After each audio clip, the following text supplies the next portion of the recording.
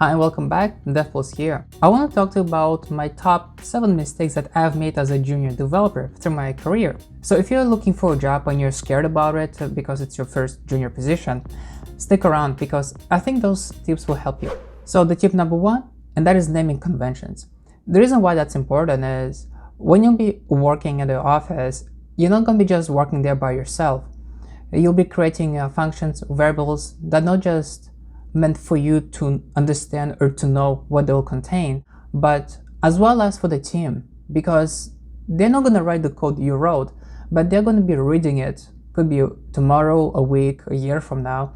And when that happens, they should have a clear picture of what your code is doing. Just like when you're reading a book. You're opening up a book, you're reading a first chapter, and you can summarize it to somebody else who haven't read the book. And that's what your code should be doing.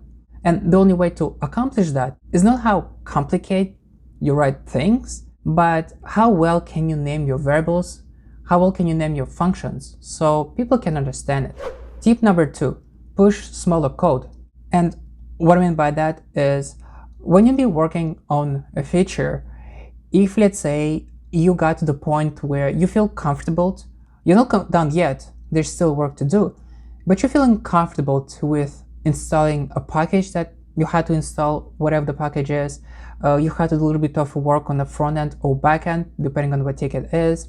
You have tested that piece of code, it's working. Instead of just continue writing the code, you can just push that to a GitHub or to any version control system. And the reason why you want to do that is, think of it as a checkpoint, just like in a video game. You're playing with your character, you got to a specific level or to a specific point in the map, you have your waypoint, your save point, you save it there. So once you go fight a boss, if you die, you can just safely go back to it. Think of it in the exact same way. Once you keep on coding for that feature, and whatever next package you downloaded or whatever logic you wrote, you have realized that there are a lot of changes that you've done, and you want to go back to the point you knew it was working. It's going to be much harder for you, right?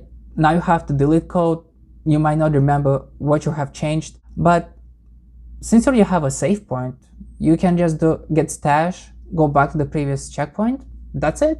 And another point to that is, try to push always like smaller features to the branch if that's possible.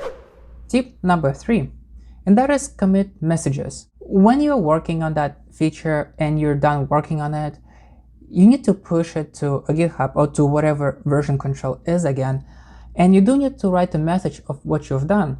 To give you an example is, let's say you just worked on that subscribe button, just like you're about to press on my subscribe button. The way you could write that commit message is, if it's, let's say for the front end, created subscribe button. That's one way of writing a message whenever you're about to push a code to a repository or to a branch. And the reason why that is important is because later down the line, if let's say you have some sort of a bug, a hotfix that you gotta do, thankfully GitHub or any version control systems have this feature of history, where we can just go back to a certain point and see what type of a code was pushed on a specific day or week, whatever it is, and then we can solve problems from there.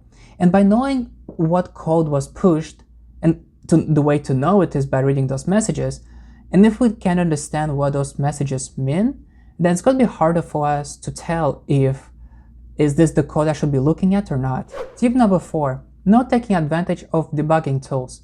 And what I mean is, whenever you are using specific IDE or for whatever language it is, they all come with a debugging tool. And the one hardest thing for junior developers to do is, including myself, I made that mistake as well. And it was hard to test the backend because like, well, let me try to send the request, but I'm getting some sort of an error.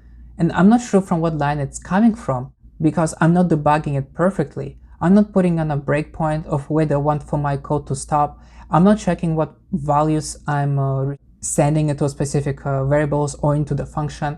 And I'm not sure what I'm even returning. And then I'm getting all these errors, all this stuff, and not knowing how you can solving it is a big problem. As you keep on working, you'll keep on getting more bugs, and if you're not sure how to solve them at a fast pace, then you'll be stuck on one ticket for a very long time. Tip number 5, don't write code right after reading the ticket. And what I mean by that is, once you've been given a ticket, if you don't understand fully of what has been asked from you to accomplish, and if you still have questions but you haven't clarified with the team, and you start coding it right away, how do you know if you're coding the right solution to a problem when you don't even know the problem? So before working on any ticket, give yourself a little bit of time. If you need 10 minutes, 20 minutes to understand the ticket, take that time to understand it. And if you have some questions, don't be shy to ask them. Tip number 6, don't use your coworkers branch. That is something that actually happened to me at my employment, where I had my branch was written fine, and then the next day I came back to work. I started to work on it locally, and when I was trying to push the code into that branch, I had conflicts. I wasn't able to push it, almost like it was asking me to pull first before I can push, because there were changes made to the branch. To me, it was surprising why, and then when I took a look at it, the person has touched the branch they were not supposed to. And the branches, think of it as you have a tree, and each tree has branches. And let's say this branch belongs to you specifically. So if you want to sit on it, jump on it, do whatever you want on it, you can do it, and nobody else can. Whenever you do create a branch for your specific feature, a bug, or whatever it is you're working on, it's specifically for you, for no one else. And if you do need your coworkers branch, talk to them first. Ask them what are they doing. Ask them if they could make specific changes if it needed it, or ask them for clarification on what is going to be sending. Tip number 7, not asking for help. And the reason why that is important is because you have to realize that whatever the task you'll be working on, you will have a bug, you will be stuck, and you will need to ask questions to clarify or for help. And don't get me wrong, it's not just for juniors, it's for intermediates, seniors, tech leads, whoever it is. They all collaborate with each other if they are unclear on something, or whenever they are solving a specific problem, they found a solution, but they still don't feel comfortable, or they don't feel confident about solutioning. So they'll still collaborate with other seniors, other developers, to show them what they have done. Is this a suitable solution? Do they see any other issues or conflicts later down the line? And could it be improved? And that is exactly what you'll be doing as well.